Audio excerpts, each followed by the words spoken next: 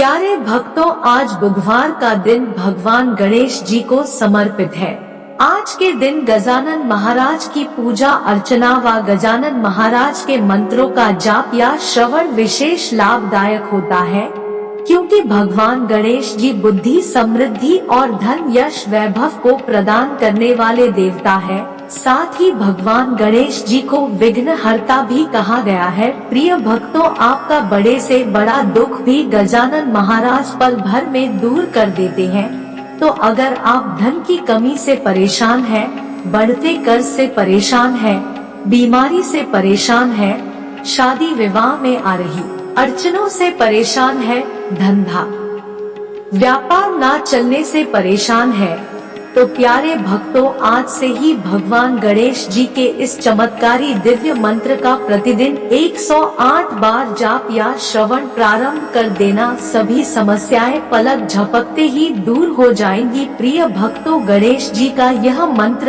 इतना शक्तिशाली है कि अगर आप इसे सच्चे मन से पूरे विश्वास के साथ पूरा 108 बार सुन भी लेंगे तो आपको वही लाभ प्राप्त होगा जो जाप करने से प्राप्त होता है। यानी इस मंत्र के श्रवण मात्र से ही आपके सभी कष्ट छूमंतर हो जाएंगे। प्यारे भक्तों, आइए गजानन महाराज के इस दिव्य मंत्र को सच्चे मन से कम 108 बार सुन लेते हैं। लेकिन उससे पहले सभी भक्तों से एक छोटा सा निवेदन है कि अगर वीडियो पसंद आए तो वीडियो को दिल से एक लाइक अवश्य करें और आगे भी इसी तरह के वीडियो देखने के लिए हमारे चैनल मंत्र ज्ञान को सब्सक्राइब करके कमेंट में ओम गणेशाय नमः लिखना बिल्कुल ना भूले। तो प्रिय भक्तों, मंत्र है एकदन्ताय विद्महे वक्रतुण्डाय धीमहि तन्नो दन्ती प्रचोदयात्। ॐ एकदन्ताय विद्महे वक्रतुण्डाय धीमहि तन्नो दन्ती प्रचोदयात्। ॐ एकदन्ताय विद्महे वक्रतुण्डाय धीमहि तन्नो दन्ती प्रचोदयात्। ॐ एकदन्ताय विद्महे वक्रतुण्डाय धीमहि तन्नो दन्ती प्रचोदयात्। ॐ एकदन्ताय विद्महे वक्रतुण्डाय धीमहि तन्नो दन्ती प्रचोदयात्। ॐ एकदन्ताय विद्महे वक्रतुण्डाय धीमहि तन्नो दन्ती प्रचोदयात्।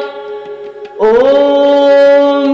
एकदन्ताय विद्महे वक्रतुण्डाय धीमहि तन्नो दन्ती प्रचोदयात्। ॐ एकदन्ताय विद्महे वक्रतुण्डाय धीमहि तन्नो दन्ती प्रचोदयात्।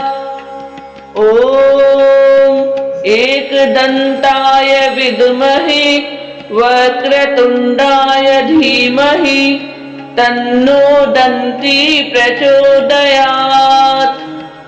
ॐ एकदन्ताय विद्महे वक्रतुण्डाय धीमहि तन्नो दन्ती प्रचोदयात्।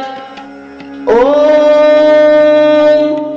एकदन्ताय विद्महे वक्रतुण्डाय धीमहि तन्नो दन्ती प्रचोदयात्। ॐ एकदन्ताय विद्महे वक्रतुण्डाय धीमहि तन्नो दन्ती प्रचोदयात्। ॐ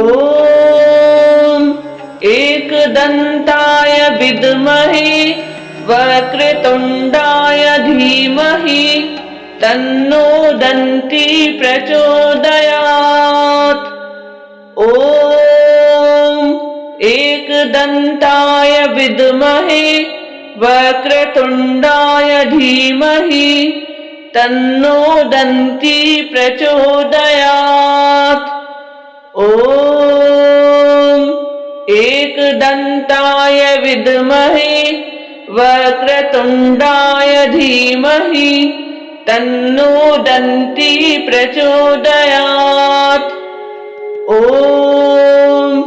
एकदन्ताय विद्महे वक्रतुण्डाय धीमहि तन्नो दन्ती प्रचोदयात्। ॐ एकदन्ताय विद्महे वक्रतुण्डाय धीमहि तन्नो दन्ती प्रचोदयात्। ॐ एकदन्ताय विद्महे वक्रतुण्डाय धीमहि तन्नो दन्ती प्रचोदयात्। ॐ एकदन्ताय विद्महे वक्रतुण्डाय धीमहि तन्नो दन्ती प्रचोदयात्। ॐ एकदन्ताय विद्महे वक्रतुण्डाय धीमहि तन्नो दन्ती प्रचोदयात्। ॐ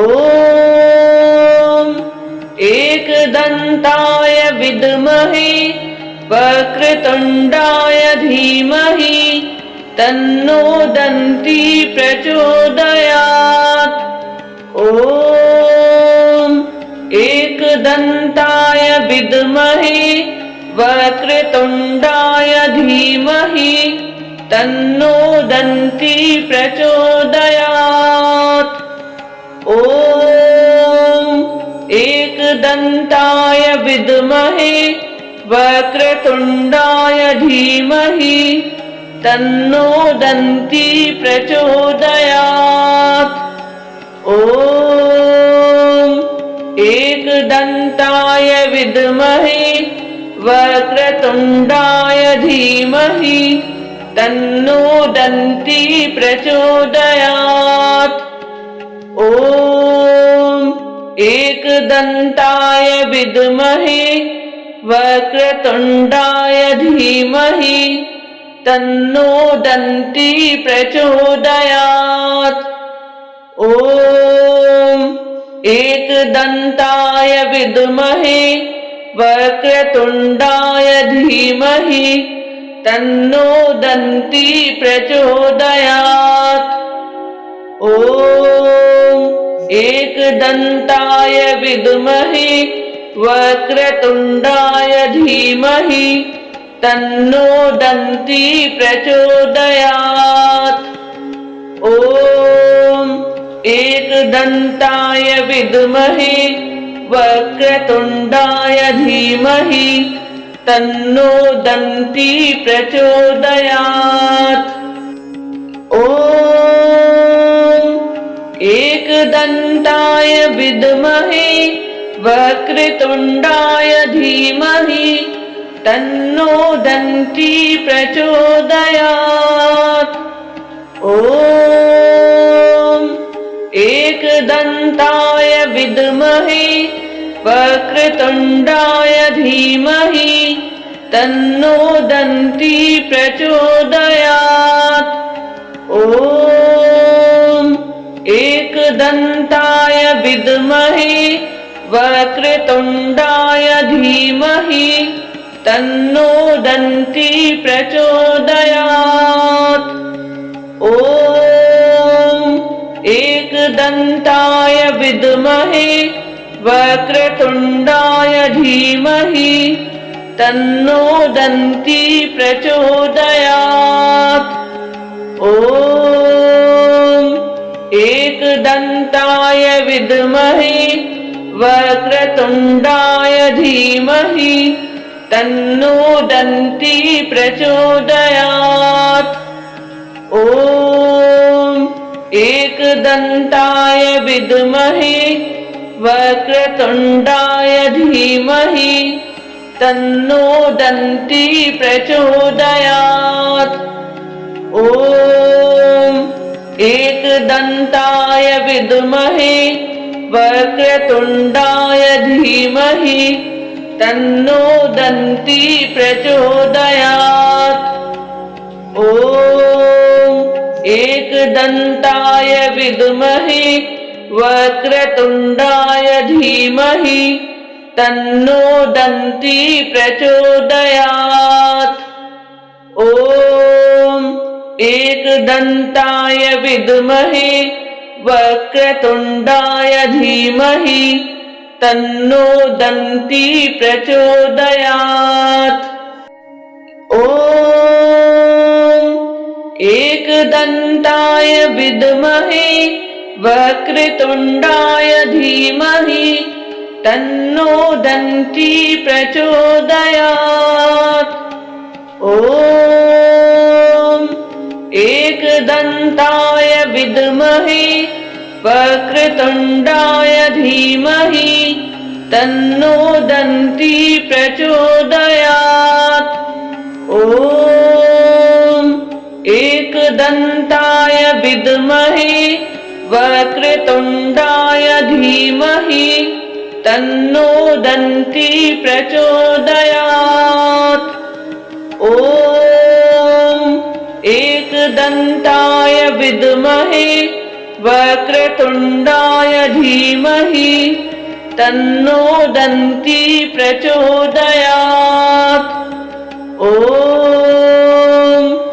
एकदन्ताय विद्महे वक्रतुण्डाय धीमहि तन्नो दन्ती प्रचोदयात्। ॐ एकदन्ताय विद्महे वक्रतुण्डाय धीमहि तन्नो दन्ती प्रचोदयात्। ॐ एकदन्ताय विद्महे वक्रतुण्डाय धीमहि तन्नो दन्ती प्रचोदयात्। ॐ एकदन्ताय विद्महे वक्रतुण्डाय धीमहि तन्नो दन्ती प्रचोदयात्।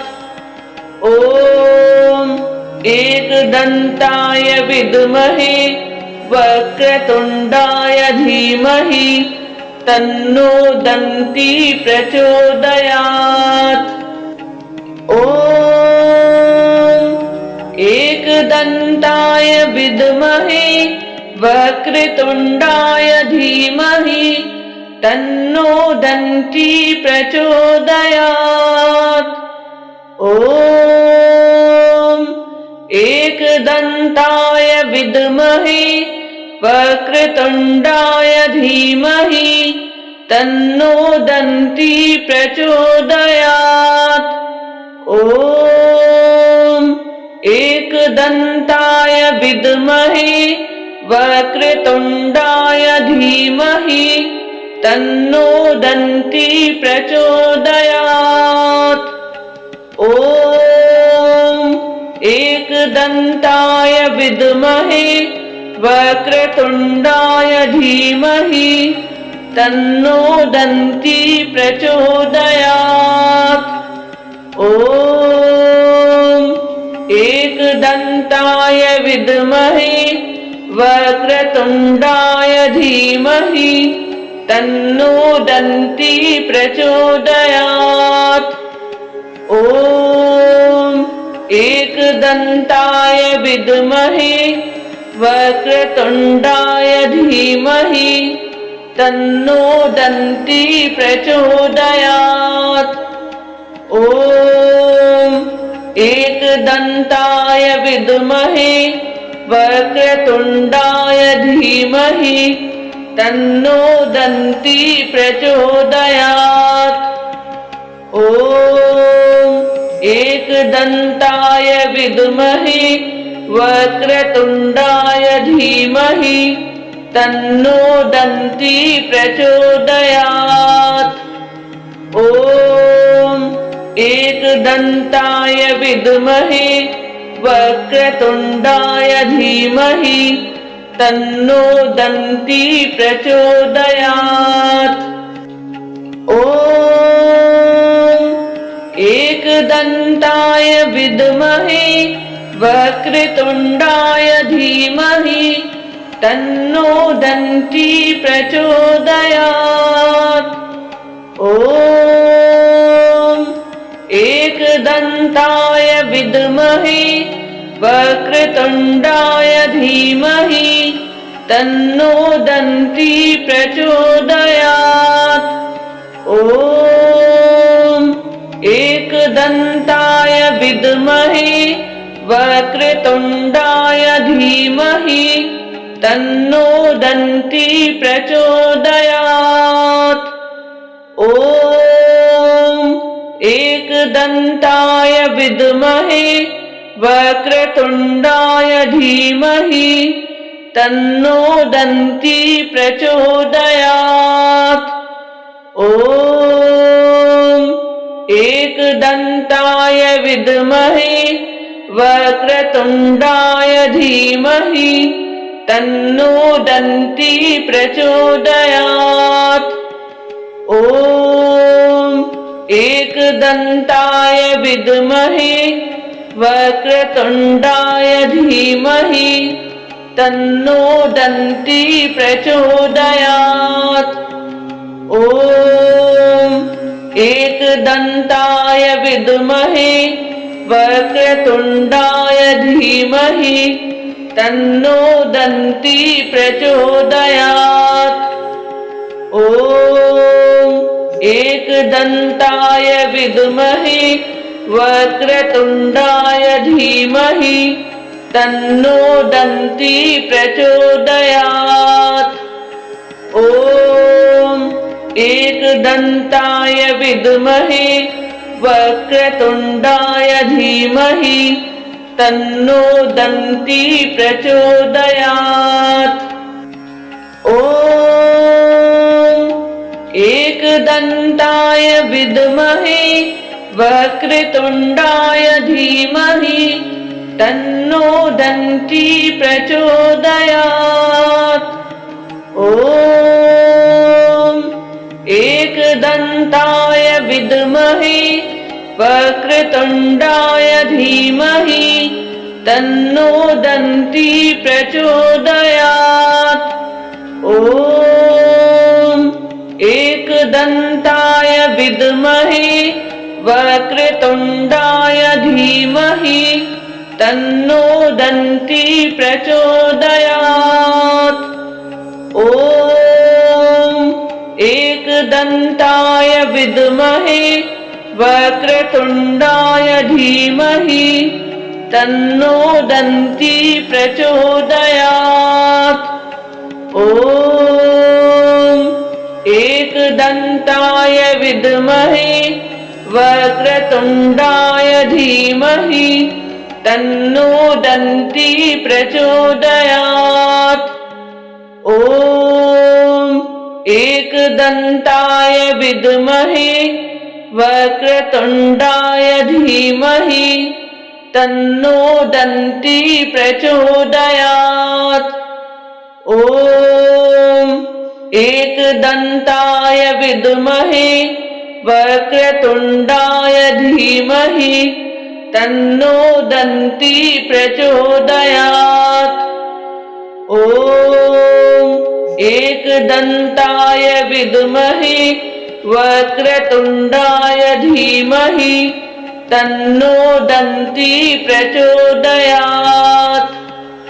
ॐ एकदन्ताय विद्महे वक्रतुण्डाय धीमहि तन्नो दन्ती प्रचोदयात्। ॐ एकदन्ताय विद्महे वक्रतुण्डाय धीमहि तन्नो दन्ती प्रचोदयात्। ॐ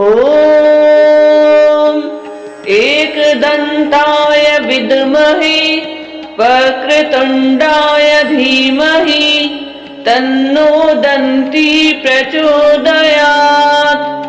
ॐ एकदन्ताय विद्महे वक्रतुण्डाय धीमहि तन्नो दन्ती प्रचोदयात्। ॐ एकदन्ताय विद्महे वक्रतुण्डाय धीमहि तन्नो दन्ती प्रचोदयात्। ॐ एकदन्ताय विद्महे वक्रतुण्डाय धीमहि तन्नो दन्ती प्रचोदयात्। ॐ एकदन्ताय विद्महे वक्रतुण्डाय धीमहि तन्नो दन्ती प्रचोदयात्। ॐ एकदन्ताय विद्महे वक्रतुण्डाय धीमहि तन्नो दन्ती प्रचोदयात्। ॐ एकदन्ताय विद्महे वक्रतुण्डाय धीमहि तन्नो दन्ती प्रचोदयात्। ॐ एकदन्ताय विद्महे वक्रतुण्डाय धीमहि तन्नो दन्ती प्रचोदयात्। ॐ एकदन्ताय विद्महे वक्रतुण्डाय धीमहि तन्नो दन्ती प्रचोदयात्। ॐ एकदन्ताय विद्महे वक्रतुण्डाय धीमहि तन्नो दन्ती प्रचोदयात्। ॐ एकदन्ताय विद्महे वक्रतुण्डाय धीमहि तन्नो दन्ती प्रचोदयात्। ॐ एकदन्ताय विद्महे वक्रतुण्डाय धीमहि तन्नो दन्ती प्रचोदयात्। ॐ एकदन्ताय विद्महे वक्रतुण्डाय धीमहि तन्नो दन्ती प्रचोदयात्। ॐ एकदन्ताय विद्महे वक्रतुण्डाय धीमहि तन्नो दन्ती प्रचोदयात्। ॐ एकदन्ताय विद्महे वक्रतुण्डाय धीमहि तन्नो दन्ती प्रचोदयात्। ॐ एकदन्ताय विद्महे वक्रतुण्डाय धीमहि तन्नो दन्ती प्रचोदयात्। ॐ एकदन्ताय विद्महे वक्रतुण्डाय धीमहि तन्नो दन्ती प्रचोदयात्। ॐ एकदन्ताय विद्महे वक्रतुण्डाय धीमहि तन्नो दन्ती प्रचोदयात्। ॐ एकदन्ताय विद्महे वक्रतुण्डाय धीमहि तन्नो दन्ती प्रचोदयात्। ॐ एकदन्ताय विद्महे वक्रतुण्डाय धीमहि तन्नो दन्ती प्रचोदयात्। ॐ एकदन्ताय विद्महे वक्रतुण्डाय धीमहि तन्नो दन्ती प्रचोदयात्। ॐ